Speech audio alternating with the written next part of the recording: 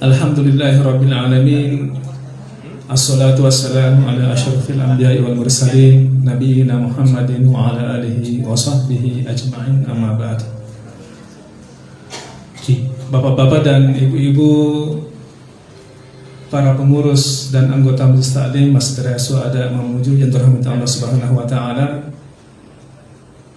dan seluruh pendengar RRI Mamuju dimanapun berada yang mengikuti kegiatan kita pada sore hari ini. Alhamdulillah, kita patut bersyukur kepada Allah Subhanahu wa taala atas nikmat yang Allah berikan kepada kita, di mana pada sore hari ini kita kembali mengudara dalam siaran live RRI Mamuju bekerjasama dengan penyuluh agama Kementerian Agama Kabupaten Mamuju dan pengurus Majelis Taklim Masjid Suhada Mamuju, di mana pada sore hari ini bertempat di Masjid Riyadhus Shalihin. Salam dan salawat kita haturkan bagi junjungan kita Nabiullah Muhammad sallallahu alaihi wasallam. Dengan ajaran beliau tentunya kita memahami bahwa sesungguhnya kita diciptakan di dunia ini semata-mata dalam tujuan untuk beribadah kepada Allah Subhanahu wa taala. Dengan ajaran beliau kita memahami bagaimana kita menjalani kehidupan kita agar kita selamat dunia akhirat.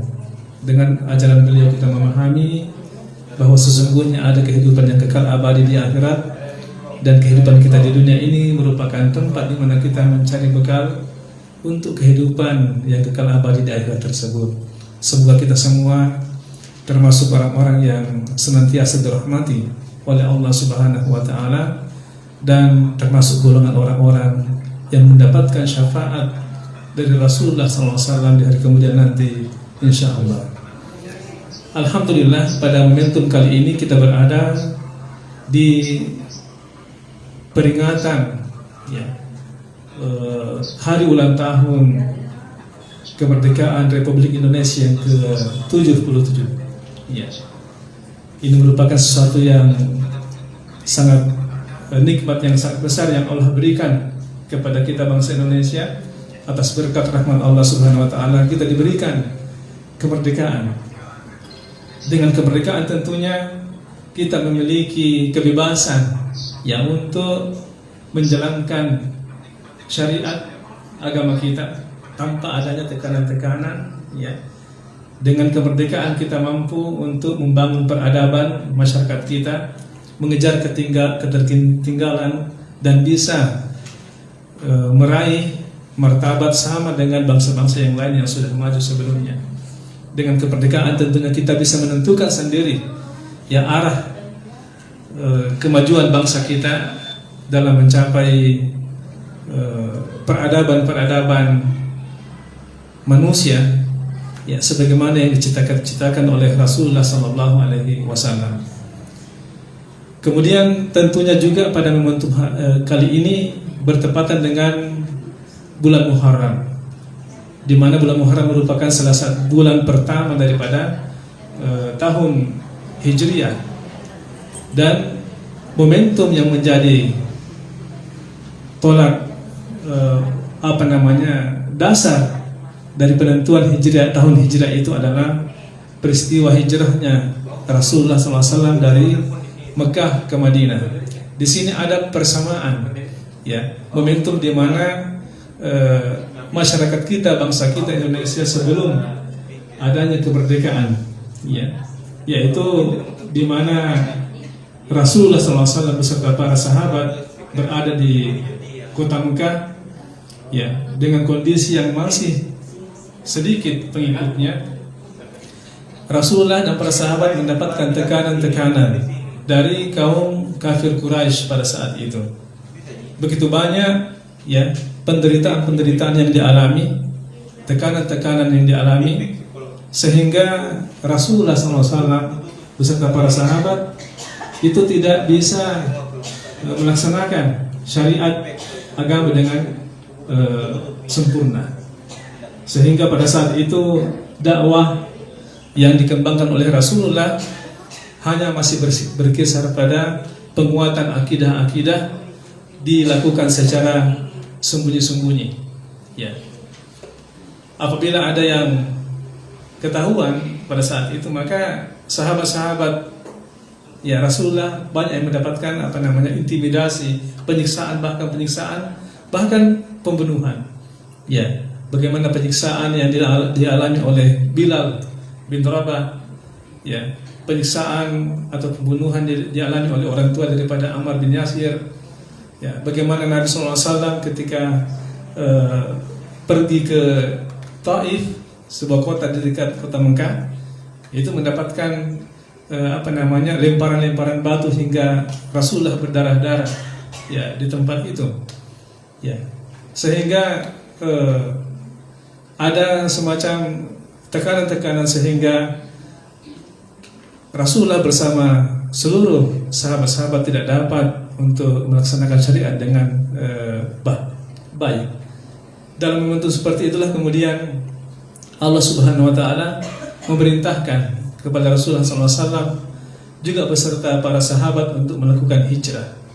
Nah, hijrah di sini tentunya dipahami adalah meninggalkan satu tempat ke tempat yang lain, ya.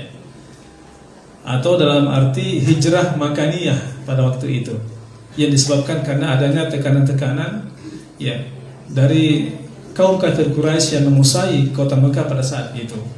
Maka Nabi SAW membawa serta para sahabat-sahabat untuk hijrah, ya, tentunya setelah ada, ya, semacam perjanjian dengan beberapa suku yang berada di Madinah ketika mereka pergi ke, ya, suatu daerah namanya Aqabah, ya, kaum Aus dan Hazrat, ya, siap untuk kemudian mendukung dakwah Nabi SAW. Lalu hijrah Nabi SAW ke Madinah.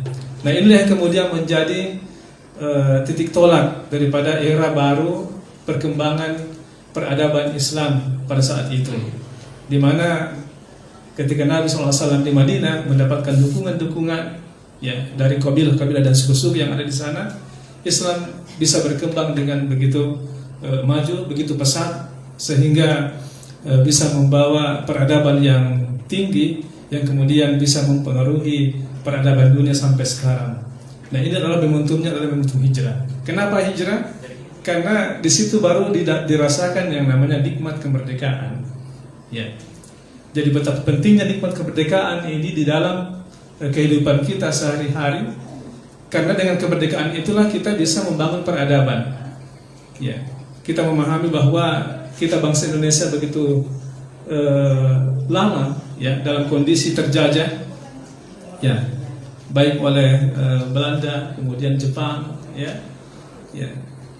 begitu lama dijajah sehingga kita pada saat itu tidak mampu untuk bisa membangun, ya, bangsa sendiri dengan bebas, dengan menentukan arah sendiri kemana kemajuan bangsa kita. Nantilah setelah adanya nikmat kemerdekaan ini baru kita bisa mengisi itu. Nah, tentunya hijrah dalam arti berpindah tempat, ya, dari satu tempat ke tempat lain untuk saat ini, apabila itu dalam rangka untuk mendapatkan keamanan dan kebebasan dalam rangka menjalankan ibadah atau menjalankan syariat Islam, itu pada saat ini tentunya tidak diperlukan lagi untuk di negara kita. Kenapa? Karena kita sudah dalam kondisi sudah merdeka, sudah aman. Bahkan negara kita, ya, di dalam undang-undang itu diberikan jaminan bagi setiap orang-orang yang beragama, ya, untuk menjalankan agamanya sesuai dengan kepercayaan dan keyakinannya. Khusus kita umat Islam, begitu banyak produk-produk undang-undang, perundang-undangan, ya, yang menjamin bahkan memfasilitasi, ya, pelaksanaan daripada syariat agama kita. Ibu-ibu, ya, mungkin ibu-ibu biasa mendengar ada namanya undang-undang zakat, ya, ada undang-undang wakaf, undang-undang yang berkaitan dengan haji, undang-undang yang berkaitan dengan peradilan agama dan seterusnya, ya. Artinya kalau kita mau lihat bahwa kehidupan beragama kita itu sudah masuk juga ke ranah negara yang memberikan perlindungan dan fasilitasi yang begitu besar. Termasuk tentunya adanya Kementerian Agama, ya, yang bisa memfasilitasi seluruh kepentingan umat beragama di negara kita, baik dalam bidang pengamalan agama maupun dalam bidang pendidikan dan seterusnya. Ya. Oleh karena itu hijrah ke sekarang ini yang kita perlu munculkan bukan lagi hijrah berpindah tempat, tetapi hijrah dalam arti maknawi. Apa itu? Nabi SAW ya di dalam salah satu hadisnya pernah bersabda, ya, al muslimu man salimal muslimuna min lisanihi wa yadihi wal muhajiru man hajara man nahallahu an. Orang Islam itu adalah jika orang Islam yang lain itu merasa aman, ya, dari gangguan lisan maupun tangannya atau perbuatannya. Dan orang yang hijrah itu adalah orang yang senantiasa meninggalkan hal-hal yang Allah larang. Nah, ini yang perlu kita sekarang, bagaimana di dalam kehidupan kita sehari-hari ini, dalam suasana kemerdekaan yang kita alami, ya, kita isi, ya, dengan cara melakukan hal-hal yang Allah ridhahi, melaksanakan apa yang Allah perintahkan, menjauhi apa-apa yang dilarang. Hijrah misalnya dari sifat-sifat yang buruk kepada sifat-sifat yang baik.